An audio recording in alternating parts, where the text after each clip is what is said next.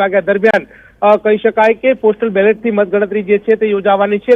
Postal બેલેટની વાત કરવામાં આવે તો પોસ્ટલ બેલેટની સંખ્યા 71 જે છે તે સામે આવી રહી છે। એ જ રીતે સર્વિસ વોટરની સંખ્યા જે છે તે 59 જે છે તે સામે આવી રહી છે। એટલે તેની ગણતરી જે છે તે શરૂ થવાની છે અને ત્યારબાદ વિધિવત રીતે ઈવીએમ દ્વારા મતગણતરી જે છે તેનો પ્રારંભ થવાનો છે। કુલ 23 રાઉન્ડ જે છે ત્યાં મતગણતરીની અંદર જોવા મળી રહ્યા છે। 23 રાઉન્ડની અંદર 14 ટેબલની અંદર આ ઈવીએમ મારફત જે મતગણતરી જે છે તે શરૂ થવાની છે।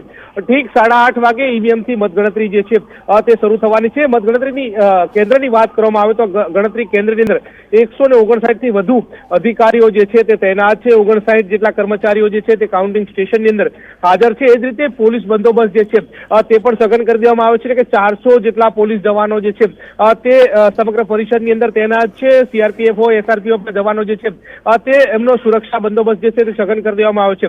ઠીક 8 વાગી ચૂક્યા છે। મતગણતરીની શરૂઆત થઈ ચૂકી છે। મહત્વનું વાત સાથે સાથે એ છે કે 70% થી પણ વધારે મતદાન જે છે તે વાવ વિધાનસભાની પેટા ચૂંટણીની અંદર થયું છે અને ત્યારબાદ હવે ગણતરી જે છે તે થશે ત્યારે ખબર પડશે કે કોનું પલ્લું ભારે છે। આમ જોવા જઈએ તો કુલ 10 ઉમેદવારો જે છે તેમનું ભાવિ ઈવીએમની અંદર સીલ થઈ ચૂક્યું છે।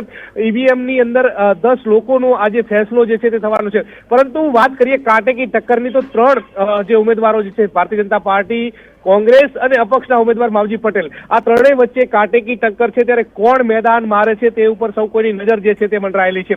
એટલે કે હવે ગણતરીની શરૂઆત થશે ત્યારે કોણ આગળ કોણ પાછળ તે ટૂંક સમયની અંદર ખ્યાલ આવશે। પરંતુ કોણ મેદાન મારી જાય છે તેની ઉપર સૌ કોઈની નજર જે છે તે મંડરાયેલી છે। હાલ તમે જોઈ રહ્યા છો કે પોસ્ટલ બેલેટ જે છે તે શરૂઆતમાં ગણતરી જે છે તે કરવામાં આવશે। ત્યારબાદ ઈવીએમની ગણતરી જે છે તે શરૂ થવાની છે। કુલ 2,19,000 જેટલા મતદારોએ આ વાવ વિધાનસભાની પેટા ચૂંટણીની અંદર મતદાન કર્યું છે। તે પૈકી પુરુષ મતદારોની વાત કરીએ તો 1,20,619 જેટલા મતદારોએ મતદાન કર્યું છે। જ્યારે એ જ રીતે મહિલા મતદારોની વાત કરવામાં તો 98,647 જેટલી મહિલા મતદારોનો મત જે છે ત્યાં ઈવીએમની અંદર કેદ થઈ ચૂક્યો છે।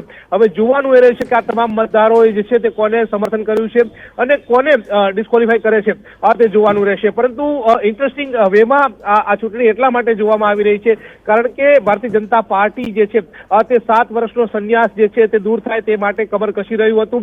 તમામ જે છે મુખ્યમંત્રીથી માંડીને તમામ નેતાઓ જે છે ત્યાં ચૂંટણી પ્રચારની અંદર પ્રચાર કરવા માટે મેદાને ઉતર્યા હતા। તે પ્રકારની વાત જે છે તે સમગ્ર ચૂંટણી દરમિયાન જોવા મળી હતી। ત્યારે એ જ રીતે ગેનીબેન ઠાકોર જે છે તે પોતાનો ગઢ જાળવી રાખે છે કે કેમ તે ઉપર સૌ કોઈની નજર જે છે તે મંડરાયેલી છે। તે સાફ રીતે એ દર્શાવે છે કે કોનો વિજય જે છે તે થાય છે।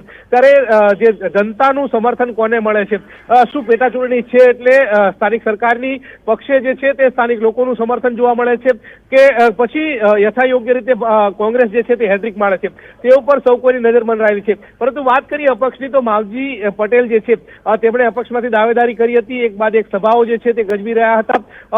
જન સમર્થન જે છે તેમને પણ આ ચૂંટણી દરમિયાન મળતું જોવા મળી રહ્યું હતું। ત્યારે તેમને પણ કેટલું જન સમર્થન મળે છે તે ટૂંક સમયની અંદર ખ્યાલ આવશે। પરંતુ પરિણામ જે છે તે આવે છે અને પરિણામ કોના તરફી ઝુકાવ લાવે છે તે ઉપર સૌ કોઈની નજર મંડરાયેલી છે। જી બિલકુલ ગૌતમ, આપ ત્યાંથી અમને ગ્રાઉન્ડ ઝીરો પરથી પડેપડની અપડેટ આપતા રહેશો કારણ કે જ્યાં કાઉન્ટિંગ થઈ રહ્યું છે ત્યાંથી અમારા સહયોગી મહેન્દ્ર પણ આપની સાથે જોડાઈ ગયા છે અને તેમની પાસેથી લાઈવ અપડેટ મેળવીએ કે કોના સમર્થકો ત્યાં કેટલા પહોંચ્યા છે। મતગણતરી શરૂ થઈ છે પોસ્ટલ બેલેટની। મહેન્દ્ર, હવે મત ગણતરી શરૂ થઈ છે ટૂંક જ સમયમાં।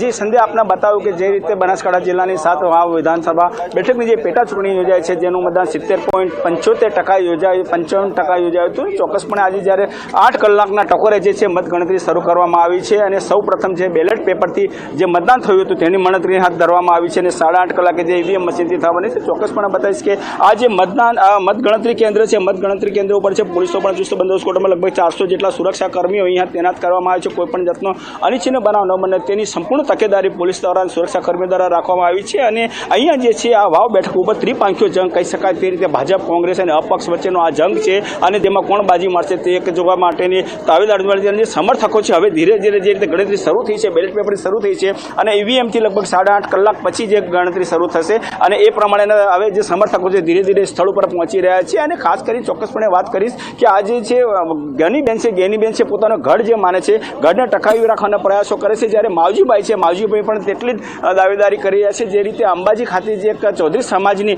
એક જે બેઠક મળી હતી તેના અંદર પણ પોતે જે છે ચૌધરી સમાજના જે લોકોને એક થવાની વાત કરી હતી તેને લઈને પણ ક્યાંક ને ક્યાંક ભારે અસર પડે તેવું એક વસ્તુ જોવા મળી રહી છે. ને હાલ તબક્કે જે મતગણતરી શરૂ થઈ છે અને જે છે લગભગ 200 ઉપરાંત જે કર્મચારીઓ છે એ મતગણતરીના કામમાં લાગેલા છે. સંધ્યા. જી બિલકુલ. તો અત્યારે સૌની નજર વાવ વિધાનસભાની પેટા ચૂંટણી પર છે અને તેના પરિણામો પર રહેશે અને માટે જ લોકો પણ જોઈ રહ્યા છે ન્યૂઝ 18 ગુજરાતી, કારણ કે દર્શકોને વિશ્વાસ છે ન્યૂઝ 18 ગુજરાતી પર. પરંતુ ફક્ત અમે વાવ વિધાનસભાની પેટા ચૂંટણીના પરિણામ નથી બતાવવાના, સાથે ઝારખંડ અને મહારાષ્ટ્રમાં પણ શું પરિસ્થિતિ રહેવાની છે તે પણ જણાવીશું. મહારાષ્ટ્ર ઝારખંડમાં સત્તાનો સંગ્રામ, મહારાષ્ટ્રની 288 વિધાનસભા બેઠકોની મતગણતરી અહીંયા પણ શરૂ થઈ ગઈ છે. મહારાષ્ટ્રમાં કોની સરકાર બનશે? મહાયુતિ કે પછી આઘાડીની સરકાર બનશે? સવાલ એ છે, કારણ કે બીજેપી અને કોંગ્રેસ ગઠબંધન સાથે તેઓ ચૂંટણી લડ્યા છે અને ત્યારે જોવાનું રહેશે કે મહારાષ્ટ્રમાં કિંગ મેકર કોણ સાબિત થાય છે. રૂઝાનમાં અલગ અલગ બાબતો સામે આવી હતી. રૂઝાનમાં 11માંથી 6માં બીજેપી જે એક્ઝિટ પોલ થયા એ એક્ઝિટ પોલમાં બીજેપી એટલે 11માંથી 6માં બીજેપીની સરકાર બની રહી છે તેવું કહેવામાં આવ્યું હતું. જોવાનું રહેશે કે આજે ખરેખર જે જનતાએ શું ફેસલો આપ્યો છે, કારણ કે 4100થી વધુ ઉમેદવારોના ભાવિનો ફેસલો આજે થવાનો છે. મહારાષ્ટ્ર અને ઝારખંડમાં પણ સત્તાનો આ સંગ્રામ.